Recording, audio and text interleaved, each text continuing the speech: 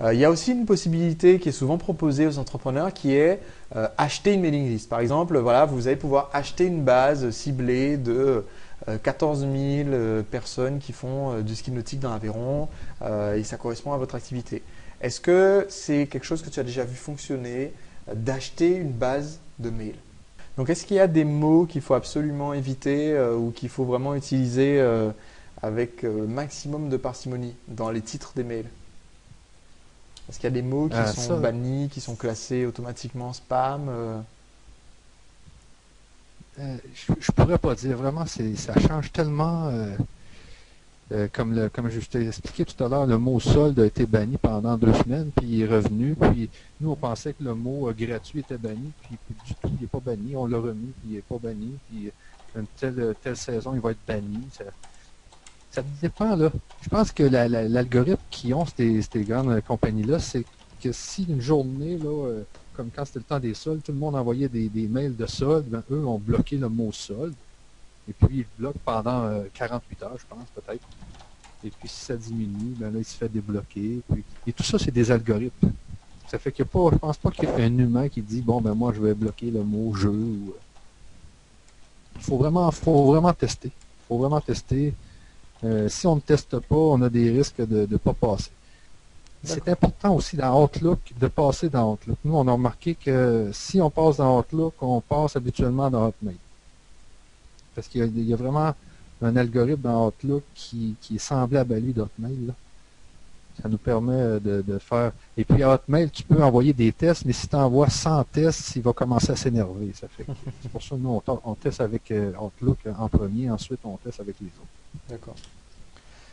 Je recommande aussi, par rapport au titre des mails, d'éviter quand même certaines pratiques qui ont tendance, même pas nécessairement tout le temps au niveau des filtres de spam, mais quelquefois directement au niveau des utilisateurs, d'éviter les titres vides. Les titres vides, c'est point, point, point, c'est point d'interrogation, d'éviter les titres tout en majuscules.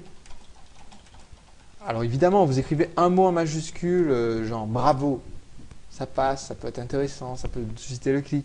Vous écrivez voici la vidéo du siècle en majuscule.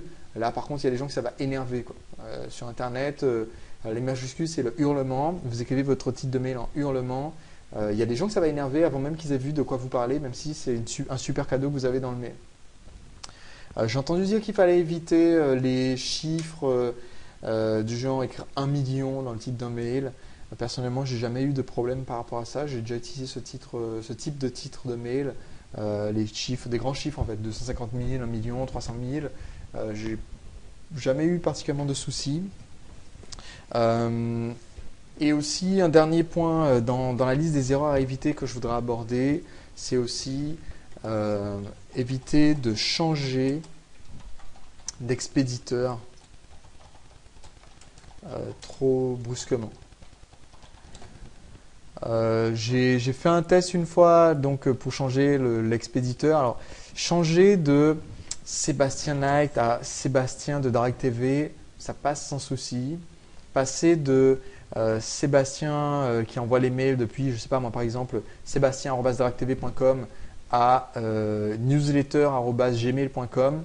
Ça, quand j'ai fait ce test, tout de suite, j'ai eu un taux de clic, ceci est un spam, qui était triple du maximum que j'avais eu jusque-là. Donc, ça, c'est aussi un critère important. Quand vous choisissez dans votre autorespondeur l'expéditeur, et Michel, tu me diras si tu es d'accord avec ça, mais quand vous choisissez l'expéditeur, choisissez-le bien. Choisissez un nom d'expéditeur qui est compréhensible, on sait que c'est vous, avec une adresse d'expédition que vous allez utiliser de préférence le plus systématiquement possible, parce que une fois que les gens ont rajouté ça dans leur carnet d'adresses, qu'ils vous ont répondu, etc., c'est un peu bête de perdre tous ces avantages-là aux yeux du fournisseur de mail en recommençant à partir d'une autre adresse mail. Voilà. Oui, parce que c'est justement les gens mettent ça dans leur carnet d'adresse et puis vous êtes dans leur contact. Il ne faut pas changer d'adresse d'expéditeur, c'est vraiment important. Là. Sauf si vous êtes blacklisté, là, mais c'est très important de toujours garder la même adresse d'expéditeur. Puis nous, on le voit aussi, on a un taux d'ouverture beaucoup plus grand quand on prend tout le temps la même adresse d'expédition. D'accord, donc en fait on change quand on est... Vous changez si vous êtes banni, si vous êtes flagué spam parce que votre adresse est bloquée pour une raison ou une autre, mais quand ça marche, vous gardez l'adresse mail d'expédition. D'accord. Je recommande Exact. d'avoir un nom d'expéditeur qui soit reconnaissable si possible, qui a un rapport avec ce qu'on touche. Imaginons, j'ai une newsletter sport et nutrition et que mon site s'appelle sportetnutrition.com, je vais mettre Olivier de sportetnutrition.com. Ou alors je peux mettre conseil sport et nutrition, mais je vais garder ce nom d'expéditeur. Je sais qu'il y a un certain, web marketer qui est assez connu de nom sur le web français, qui a une tendance à changer de nom d'expéditeur à tous les mails qu'il envoie, de mettre urgent, de mettre lisez ceci, de mettre c'est nouveau, etc. Voilà. Après, l'efficacité de ces campagnes marketing pour ce que j'ai pu en voir est assez faible. Et je pense qu'il change parce que les gens n'ouvriraient pas s'ils mettaient tout le temps que c'est lui, quoi. Donc je ne recommande pas de faire ça de façon systématique.